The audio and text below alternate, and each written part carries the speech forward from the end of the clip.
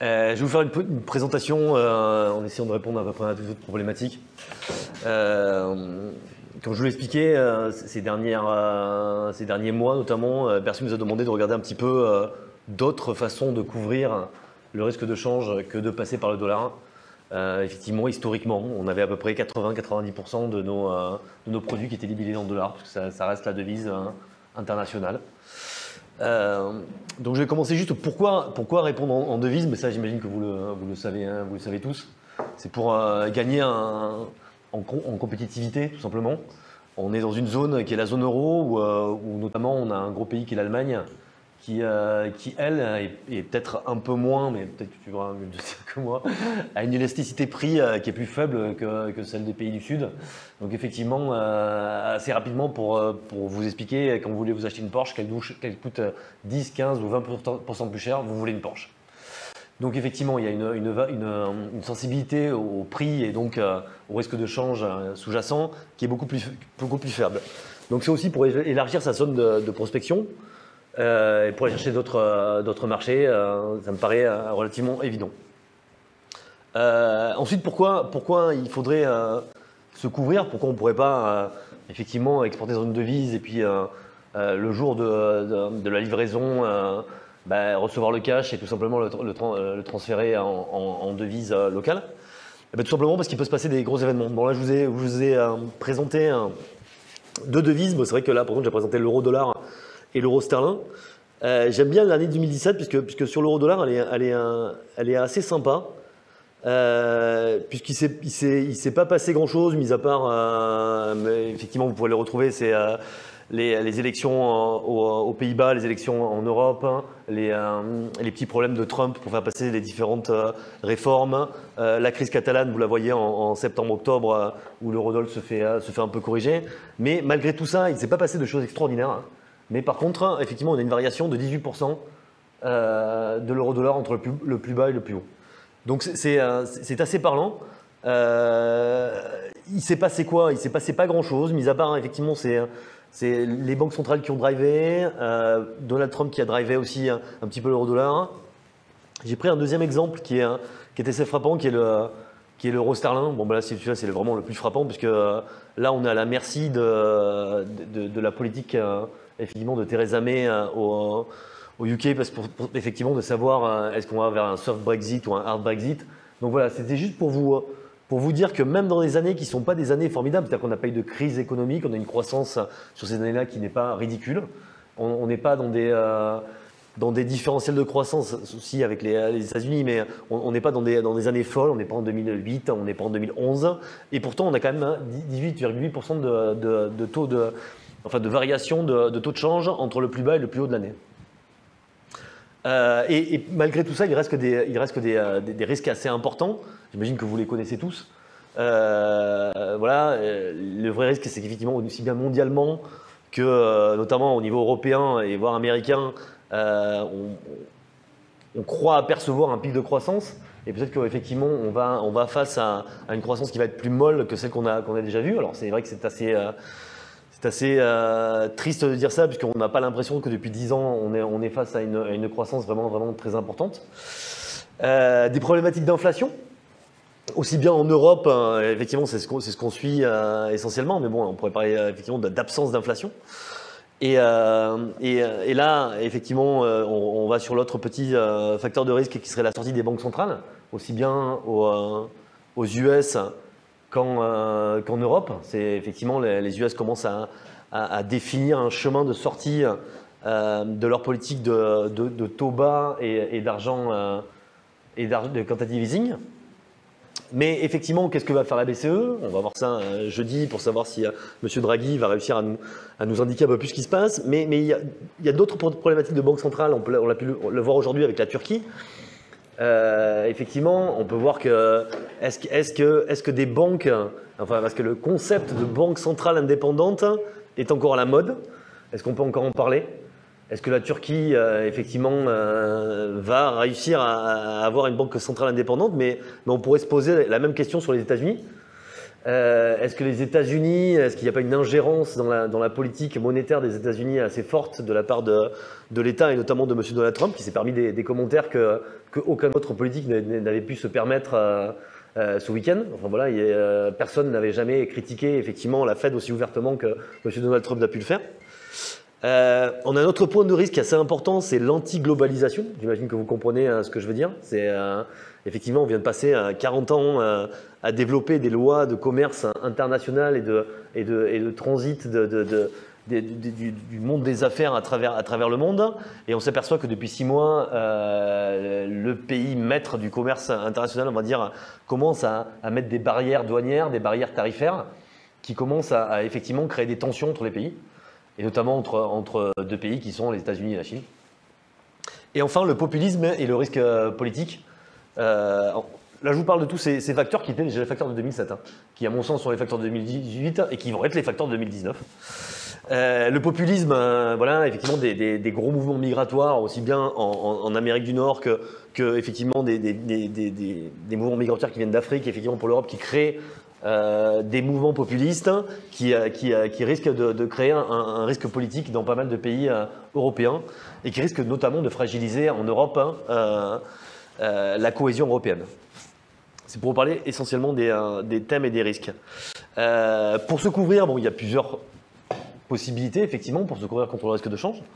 Il y a ce pourquoi on a créé un produit, c'est le netting, la couverture intragroupe. Vous pouvez très bien, effectivement, si vous exportez en Turquie, eh bien, délocaliser toute votre production en Turquie, aussi bien en Chine, en Amérique du Sud. Et donc, voilà, pour présenter rapidement les produits que l'on propose, c'est voilà, l'État français nous a mandaté pour proposer un produit de change pour éviter effectivement la délocalisation de la production de la France vers l'étranger. Vous avez la cotation en euros. Et donc, c'est soit votre client, soit vous qui prenez le risque de change. Vous pouvez provisionner dans le prix, mais c'est-à-dire que par contre, il n'y a pas de stop loss. C'est-à-dire que vous allez dire, voilà, je suis prêt à prendre 5, 10, 20% dans mon prix de vente pour gérer le risque de change. Mais bon, si jamais ça varie de 18, 20 ou 30%, vous pouvez effectivement bouffer votre marge ou voir complètement la grignoter. Nous avons les produits bancaires. Les produits bancaires, c'est assez simple, c'est des termes, donc un contrat ferme qui vous engage sur un prix ferme et des produits optionnels de première ou de deuxième génération qui vous engagent non pas sur un produit ferme, mais vous offrent une optionnalité, c'est-à-dire que si l'eurodoll va dans votre sens, vous avez le droit d'exercer cette option et s'il va dans le sens que vous ne désirez pas, vous avez le droit de ne pas l'exercer. Et enfin, vous avez les produits de change BPI France, qui sont des produits complémentaires des banques, c'est-à-dire qu'on vient en complément des banques, c'est-à-dire que notre mission chez BPI France sur ce produit spécifique, c'est effectivement quand il y a une problématique bancaire, une problématique d'export qui n'est pas solutionnée par les banques commerciales, tout simplement parce que c'est un risque trop gros, un risque… Voilà, pour vous tout expliquer, nous dans nos produits que je vous présenterai rapidement ensuite, on a des risques vraiment, effectivement il y a des années où on peut perdre beaucoup d'argent et d'autres années où on peut gagner pas mal d'argent et effectivement un actionnariat d'une banque pourrait difficilement supporter des variations comme ça de résultats. Or l'État français est prêt à prendre ce type de risque. Voilà pour les réponses au risque de change. Après je vous ai fait une map monde des devises du commerce international. Les devises du commerce international, elles sont réparties en 3 grandes catégories. Donc ce qu'on appellera les majors, donc c'est en bleu. Donc là, vous inquiétez pas, personne ne vous demandera du dollar, c'est normalement sur ces majors. Ils ont effectivement des banques centrales avec des réserves largement suffisantes pour pouvoir proposer leurs devises quoi qu'il en soit. Ils accumulent des dollars. Ils n'ont pas de soucis majeurs, donc vous avez Canada, États-Unis, les pays d'Europe, l'Australie, la Nouvelle-Zélande, le Japon, les pays nordiques. Donc effectivement, nous avons un peu moins d'une dizaine de devises où il n'y a pas vraiment de soucis. Ensuite, nous avons ce qu'on appelle en orange les devises émergentes. Donc là, pays en émergence, banque centrale avec des réserves. Par contre, pas les réserves des pays qu'on appellera maintenant les pays bleus. Donc effectivement, peut-être des contrôles de change, des difficultés à ressortir le cash, On va chercher voilà, du border cross, hein, des méthodes pour ressortir de l'argent qui vont passer par des banques commerciales, qui vont se servir de leur réseau pour réussir à ressortir de l'argent. Mais tout de même, des pays qui proposent leur devise et qui proposent de plus en plus leur devise pour des raisons commerciales. Pour avoir parlé à pas mal de personnes que l'on a comme clients qui bossent vraiment des appels d'offres structurelles, que ce soit dans le transport, dans l'énergie, tous ces pays-là, en Orange, vous aurez remarqué qu'il y en a pas mal qui ont des coûts de main-d'œuvre relativement faibles. Effectivement, proposer leur devise, c'est attirer l'exportateur français dans leur filet. C'est-à-dire que s'ils proposent leur devise, une des meilleures, et je vous l'ai expliqué juste avant, une des meilleures façons de se couvrir, c'est effectivement de délocaliser votre production chez eux. Et si vous délocalisez votre production chez eux alors qu'ils ont des coûts de main-d'œuvre souvent qui sont très très bas, eux, c'est attirer de la production chez eux. Donc c'est notamment sur l'Inde, le Brésil, la Colombie, surtout l'Inde. Surtout l'Inde, il y a une volonté effectivement d'attirer énormément les exportateurs, d'attirer la production chez eux. Donc sur tous ces pays-là, privilégiés et il y a des solutions bancaires, il y a des solutions effectivement aussi BPI France, mais il y a aussi des solutions bancaires pour réussir à se couvrir contre ce risque de change. Ensuite, nous avons les pays en rouge. C'est un peu plus difficile, c'est ce qu'on appelle les pays frontières. Donc là, c'est même beaucoup plus difficile. C'est des pays qui ont des balances des paiements, ils ont des banques centrales avec des balances des paiements complètement déséquilibrées. C'est-à-dire qu'on n'a pas autant d'imports que d'exports. On a des pays qui effectivement sont des pays soit qui peuvent exporter de la matière première, mais effectivement pour avoir de la devise forte, on a une partie des pays, et là je vous parle des pays les pires, hein, c'est-à-dire que je vais être obligé de vous dire qu'il y a, après on peut définir des zones. Des zones, effectivement, on a toute la zone XOF, EXAF, c'est-à-dire France CFA, où effectivement on peut utiliser l'euro.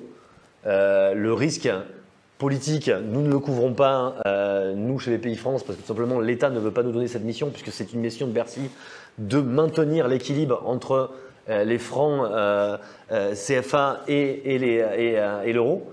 Donc voilà, il ne veut pas prendre, c'est-à-dire qu'on a un risque politique. Là, pour tout vous dire, même sur les marchés financiers, vous ne trouverez pas de produits pour vous couvrir contre ce risque-là. Ça n'existe pas, il n'y a pas d'option, il n'y a pas de marché à terme sur ces produits-là. Donc il faudra vous couvrir en euros et faire confiance au fait que l'État français et les États africains réussissent à maintenir ce PEG qu'il existe entre l'euro et le franc CFA. Vous avez tous les pays de l'Afrique subsaharienne où effectivement on utilise pas mal le rand sud-africain aussi. Et par contre, tout le reste est pas mal dollarisé. Pour des raisons soit historiques, soit des raisons effectivement de matières premières.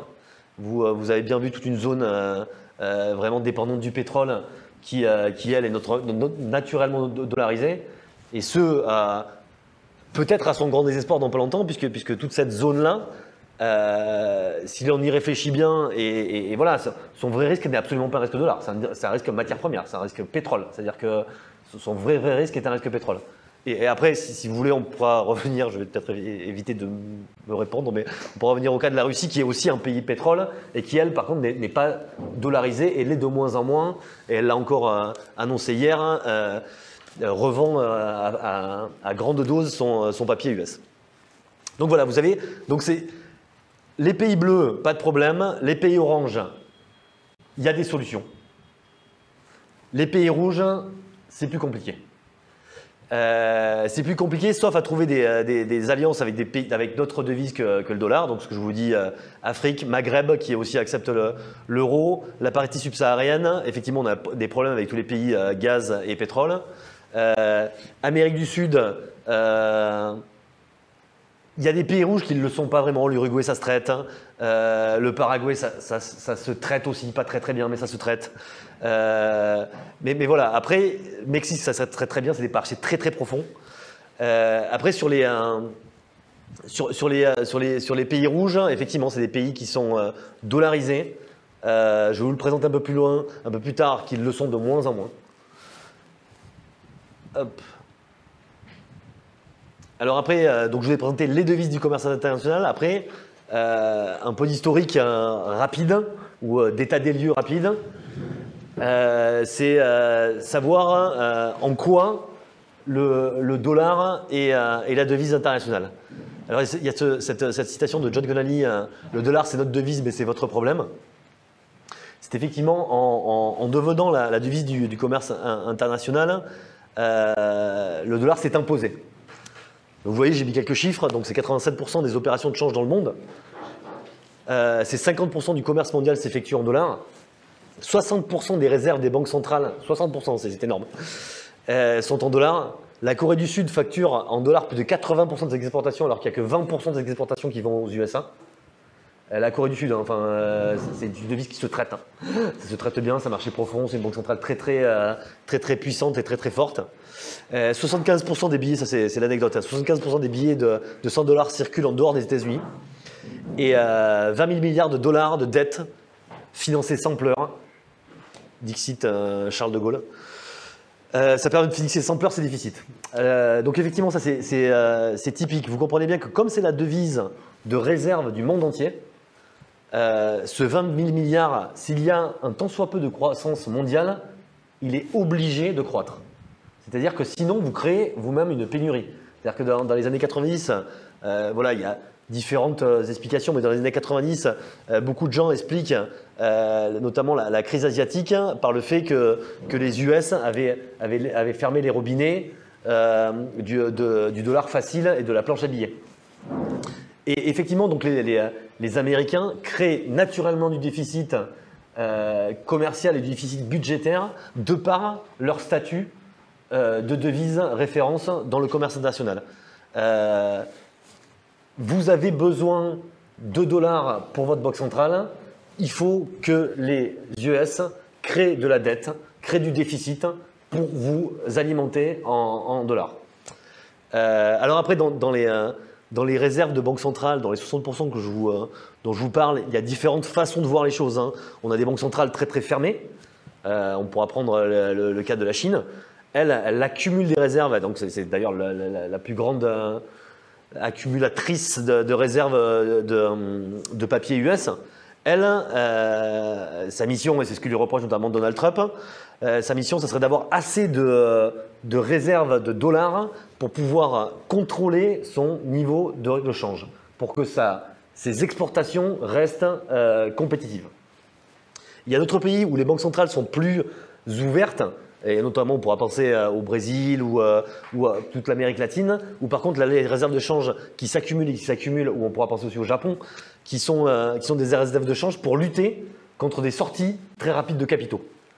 Voilà, on a deux types essentiellement de banques centrales. Les banques centrales qui sont vraiment fermées et qui accumulent le dollar pour maintenir leur taux de change et leur compétitivité avec leur taux de change, ou alors des banques centrales qui accumulent du papier US pour réussir à contrecarrer une énorme sortie de capitaux en pouvant alimenter le marché en dollars US. Ça, c'était pour l'exemple du dollar. Je vais vous faire un bref topo sur les sanctions US. Je ne suis pas du tout un juriste international, hein, je ne me suis pas présenté comme un juriste international. Je vais vous présenter ce que j'en sais. Pour ceux qui sont allés voir le site de l'OFAC, et je suis allé le voir un paquet de fois, c'est pas non plus le truc le plus simple de la planète. Hein. Il faut être un lawyer US pour y comprendre vraiment complètement quelque chose. Donc il y a deux gros piliers, donc le country-based sanction, donc là où vous avez des pays, et pour votre information, l'Iran n'est jamais sorti de cette zone-là. C'est-à-dire que c'est des pays sur lesquels on ne peut pas commercer en dollars, on ne peut pas commercer si on est une US personne, et on ne peut pas commercer si on a une présence US. L'Iran n'est jamais sorti de cette catégorie, même avant le 8 mai de cette année. Elle n'est jamais sortie de cette catégorie, c'est-à-dire que malgré tout, il y a des moyens d'aller outre les sanctions US, c'est-à-dire que si on n'a pas d'US personne dans sa boîte, bon ça peut être difficile pour des grandes boîtes internationales, on n'utilise pas le dollar et on n'a pas de présence aux US. Ça peut arriver. Le deuxième type de sanctions, c'est les sanctions qui vous définissent comme SDN, Special Designated Nationals. Et là aussi, c'est une liste qui fait 1000 pages de tous les gens ou les organismes qui sont interdits par les États-Unis. Alors là, l'Iran avait été sorti de cette liste. Elle va y être rentrée. C'est-à-dire que là, on a soit une liste des sanctions de base, c'est-à-dire que vous n'avez pas le droit de vendre de drogue, de vendre d'armes, voilà ce qui est interdit aux US. Vous avez aussi les secondary sections, c'est-à-dire que c'est ce qui va se faire pour l'Iran, c'est-à-dire qu'à partir du 11 août, je crois, vous n'avez plus le droit de bosser avec des gens dans l'automobile avec l'Iran. Ça va être interdit. Et après, en novembre, ça va être le pétrole, je n'ai plus le détail exact. Et après, vous avez des secteurs, c'est-à-dire des pays qui ne sont pas interdits, mais c'est notamment le Nigeria. Le Nigeria, il y a un souci sur je l'ai lu tout à l'heure, je ne connais pas exactement tous les détails, mais il y a un souci sur un secteur, je crois que c'est le secteur pétrolifère, où vous devenez SDN, et la problématique d'être SDN, c'est que vous contaminez tous les gens avec qui vous dealez. C'est-à-dire que si vous êtes SDN, n'importe quelle banque qui bossera avec vous deviendra SDN aussi et ne pourra plus travailler avec les US. C'est-à-dire qu'on a une première sanction qui est la sanction historique qui interdit de bosser avec le dollar, avec des personnes qui sont US et avec une présence US. Et après, vous avez les SDN qui est le pire du pire du pire. C'est-à-dire que c'est encore plus contraignant. C'est-à-dire que si vous êtes SDN, effectivement, personne ne va vouloir travailler avec vous par peur des représailles. Et donc ça, j'ai des petites flèches de l'extraterritorialité du droit US. C'est-à-dire que aussi bien avec les sanctions de base de type 1 ou de type 2, les USA réussissent à externaliser leurs droits grâce au dollar ou grâce effectivement voilà, toutes ces sanctions, elles sont nées essentiellement de la peur des attentats. Et au fur et à mesure, on les a fait gonfler. Et actuellement, la liste des SDN est vraiment très longue. Je vous dis, c'est 1000 pages qui vont de tous les secteurs. C'est-à-dire que ça va de la Colombie, de certains secteurs effectivement de narcotrafic et des gens présumés, à effectivement l'entourage de M. Poutine. Tout l'entourage de M. Poutine est SDN. Et je vous ai mis quelques faits d'armes effectivement des sanctions US. Vous la connaissez tous, c'est l'amende BNP Paribas. Elle, c'est par la sanction 1. Effectivement, ce qui reproche à BNP Paribas, c'est d'avoir dealé du dollar avec des pays qui étaient complètement interdits, avec lesquels on n'avait pas le droit de clearer aux US. Donc effectivement, BNP a dû clearer des dollars aux US alors qu'ils avaient dealé avec le Soudan, l'Iran et je ne sais plus quel autre pays, un troisième pays. Le deuxième fait d'armes fameux, c'est la levée du secret bancaire suisse. C'est à force ou une levée partielle, en fait, si vous voulez. Ils ont réussi quand même à garder un petit peu, mais effectivement, à force de demander des comptes sur ces fameuses personnes SDN, les États-Unis aux banques suisses, ils ont réussi à leur faire lever partiellement le secret bancaire. L'asphyxie de l'Iran, ou la future asphyxie de l'Iran d'ici pas longtemps, et la crise politique vénézuélienne. Enfin voilà, et ça c'est un début de liste qui est amené à gonfler et à gonfler. On voit bien maintenant que M. Trump n'a plus la Corée du Nord comme ennemi numéro 1, il s'est vite rabattu sur l'Iran. Et on a vu que dès ce week-end, ça a commencé à monter très très fort. Par tweet interposé, il commence déjà à s'insulter, je dirais. Donc on risque d'avoir des problématiques avec l'Iran, même si comme la Corée du Nord, on risque d'avoir des vents contraires. Puisqu'il n'y a pas si longtemps, les États-Unis se sont aperçus que c'était quand même bête de mettre le pétrole dans ces sanctions, puisque eux aussi allaient en pâtir. Donc ils avaient commencé à faire des communiqués dans ce sens-là, puis M. Trump a fait des communiqués complètement dans l'autre sens, en disant que voilà, on pouvait commencer à déclarer la guerre la plus violente qu'il ait jamais avoir lieu, enfin voilà, avec son vocabulaire que vous connaissez. Donc ça c'était pour vous faire un rappel des sanctions US qu'on peut avoir. Voilà. Et après, je vais vous donner quelques alternatives au dollar US. Je suis désolé, il n'y en a pas tant que ça. Il n'y en a pas tant que ça, mais ce dont je veux attirer votre attention, c'est que ça tient à nous tous. Ça tient à nous tous de savoir que ça ne s'est pas fait en un jour, que par exemple la devise qui était la devise reine de réserve et du commerce international, qui était le sterling, est tombé et qu'on soit passé au dollar US. Ça ne s'est pas fait en un jour, hein. Ça s'est fait avec, voilà, avec des préférences, avec un affaiblissement de la livre sterling et voilà, une force du dollar US. Alors les différents points, c'est effectivement en devise majeure, comme je vous expliquais, pas de souci, vous répondez en devise majeure à tous les coups, ou en devise emerging market, donc les oranges, et quelques rouges. Voilà, n'hésitez pas à demander tout le temps à vos contreparties bancaires, est-ce que vous couvrez ce type de risque? Est-ce que je peux rapatrier ce type de risque? Voilà, les grandes banques internationales ont trouvé des moyens de rapatrier de l'argent. Ça se fait. Il n'y a pas si longtemps, enfin, je ne sais pas si vous êtes international depuis longtemps ou pas. Effectivement, en Chine, il y a 10 ans, c'était impossible, impensable. Maintenant, ça ne pose pas trop de soucis de rapatrier son argent. C'était la même chose sur des pays d'Amérique latine. Voilà, il y a des systèmes qui sont contrôlés par les banques centrales, mais c'est possible. Nous proposons aussi des produits sur aussi bien les majors que les emerging markets. Je vous présenterai tout à l'heure très rapidement les produits.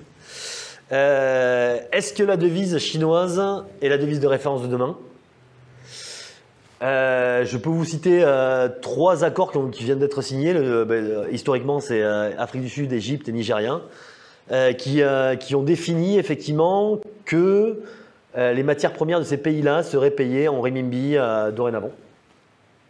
Donc il y a des premiers prémices. Alors après, ces pays-là demandent à être payés en devise chinoise. Ils ont signé des accords. Ils ont signé des accords entre la Chine et ces pays-là pour qu'ils soient payés en renminbi. Là, vous allez me dire, effectivement, mais par contre, ça ne va pas tout à fait avec ce que je vous ai dit juste à présent. Juste à présent, comme le dollar était la devise de référence des banques centrales, et là, on arrive sur la faiblesse du renminbi. Il y a des tonnes de papier dollars qui traînent dans le monde entier. Il n'y en a pas des tonnes de papier chinois qui traînent dans le monde entier. La Chine n'a pas besoin d'emprunter. Ils ont du cash. Ils ont du cash en plus en dollars. Donc, ils n'ont pas besoin d'emprunter. Donc, pour l'instant, ils signent avec les pays. Ils n'ont pas signé avec le Nigeria et l'Égypte. Ils ont signé avec le Mozambique et le Malawi. Donc, des pays vraiment frontières. Donc, pas des pays vraiment très développés. Vraiment en phase primaire de développement. Ils ont signé des accords bilatéraux. Effectivement, ils leur proposent des prêts en renminbi pour qu'ils aient accès, effectivement, que leur banque centrale ait accès à de la devise forte, puisque maintenant, effectivement, le renminbi est considéré comme une devise forte. Donc voilà, où sont les faiblesses du renminbi? C'est ce que je vous expliquais, c'est-à-dire qu'ils n'émettent pas. Est-ce qu'on a intérêt à ce que le renminbi devienne une devise de référence pour s'échapper du dollar? Pourquoi pas?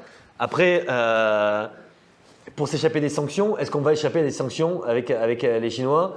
Actuellement, et les premiers prémices de leur droit international et de leurs sanctions, ça s'apparente quand même pas mal à peu près les mêmes sanctions que les US.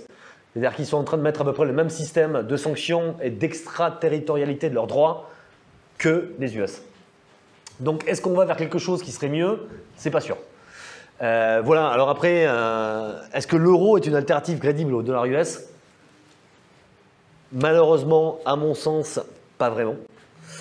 Ce qu'il faut effectivement pour être une devise crédible au sens international, vous l'avez compris, c'est être une réserve pour les banques centrales, c'est être une devise vers laquelle on va quand on a peur, c'est être une devise de refuge.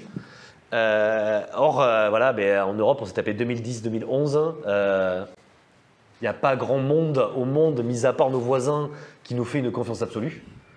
La dette, il faut émettre beaucoup. Nous, on émet beaucoup, mais bon, parce que je suis une banque centrale, je vais vouloir prendre des euros. Est-ce que je prends de la dette allemande? Je prends de la dette grecque? Je prends de la dette portugaise? Je prends de la dette espagnole? Voilà, on n'émet pas de manière, on a émis, mais voilà, il n'y a pas vraiment des programmes très très forts qui sont mis en place pour émettre de la dette européenne unifiée et qui représenterait le risque européen. Et donc il y a ce problème de confiance, un gros problème politique. Effectivement, il est difficile de prendre une décision en Europe. Force est de constater qu'effectivement, on n'a pas la capacité de prendre des décisions aussi rapidement que d'autres pays.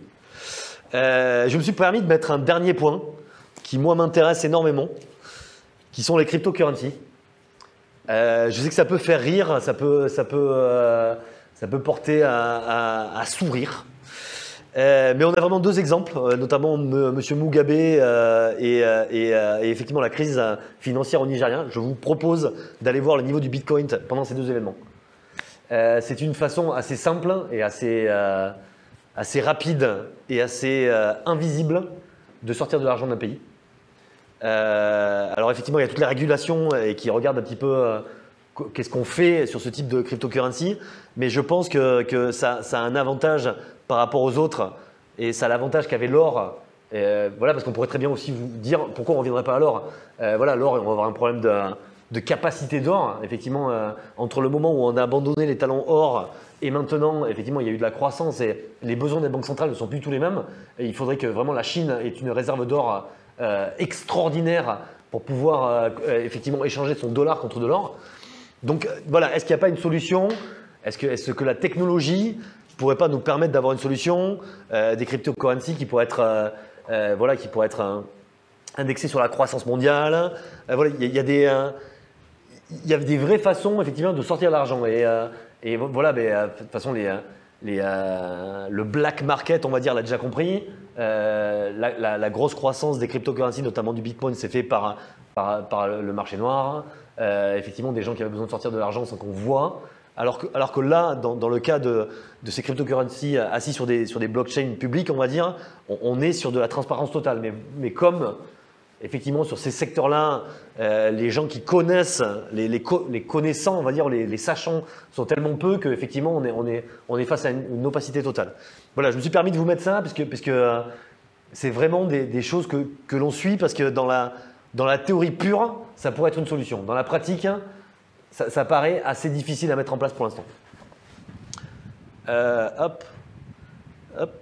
Je vais vous présenter très rapidement les produits que propose BPI France et comment on peut accompagner des PME, des ETI ou même des gros groupes internationaux dans leur développement international.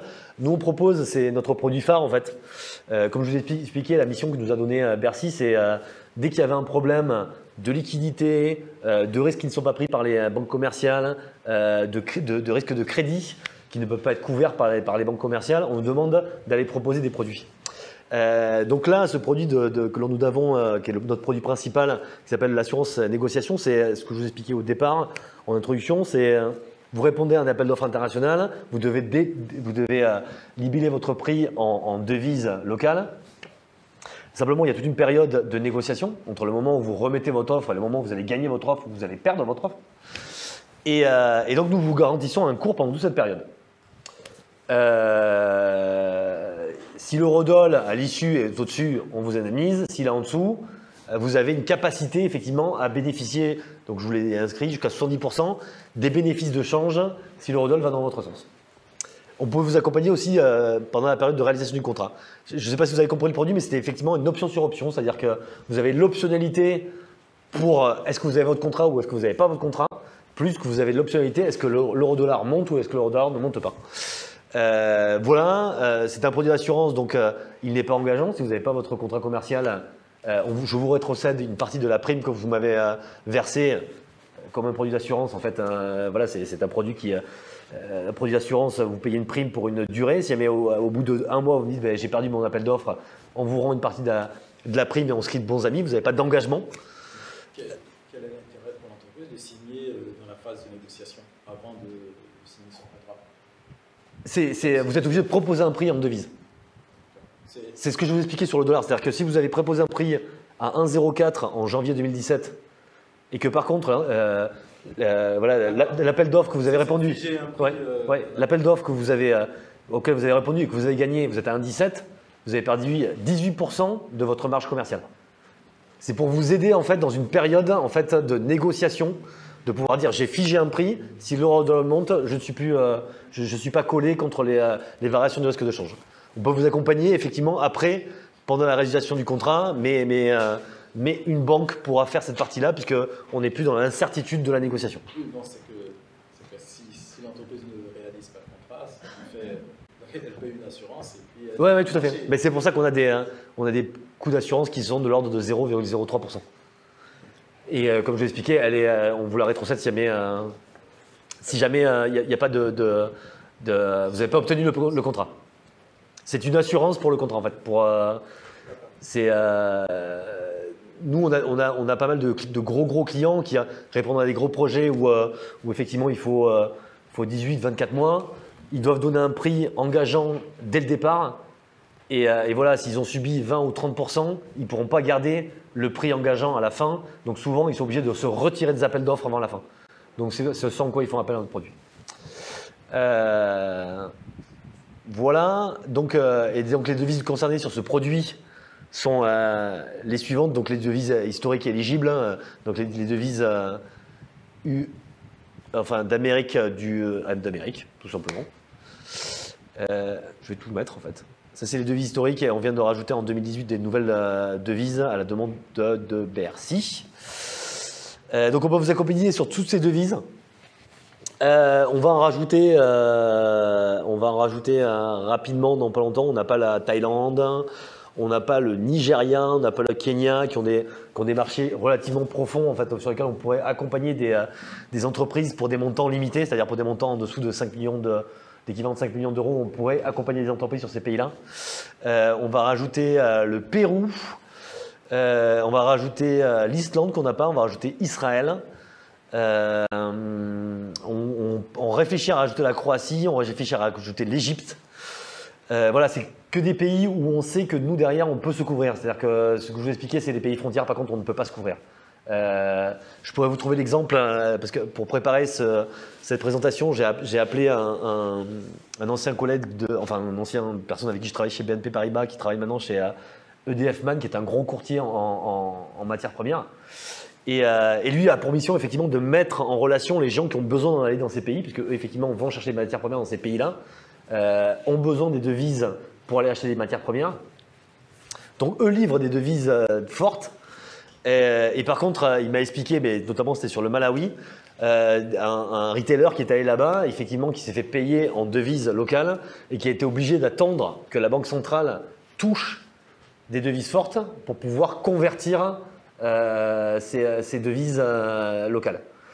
Et voilà, donc on a des pays assez compliqués où l'apport de devises fortes va être fait soit par le caritatif, soit par la diaspora, soit effectivement par les matières premières, mais qui est complètement compensé par des importations qui sont très fortes, puisqu'il n'y a pas forcément de fabrication locale, il y a beaucoup d'importations. Donc voilà pour les devises que l'on propose historiquement, et je crois que je ne vais pas tarder à me taire. Voilà, c'est le dispositif BPI France. De toute façon, si vous êtes intéressé, n'hésitez pas à aller voir sur le site qui est fourni et que vous allez retrouver plein de solutions. Nous sommes dans un dispositif effectivement d'aide à l'exportation qui a été transféré de COFAS, qui avait une mission historique pour le compte de l'État à BPI France. Merci Jean-Claude, merci.